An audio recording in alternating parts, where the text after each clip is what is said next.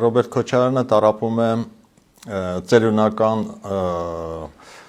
այդ ինչ են ասում սպազմով կամ ծերունական հիշողության կորստով եւ դա նշանակում է որ Քոչարյանը երբեք չի եղել հայկական կողմի պաշտպան նա եղել է ռուսական կողմի պաշտպան որը որ շարունակում է այսինքն մենք բոլորս էլ նկատում ենք որ Ղարաբաղը Հայաստան չի Ղարաբաղը դա Կրեմլ է նախ եւ տեսանք թե ոնց պատերազմի ժամանակ Ռուսաստանը խաբեց եւ Ղարաբաղը հանձնեց միանձնյա հանձնեց եւ մեր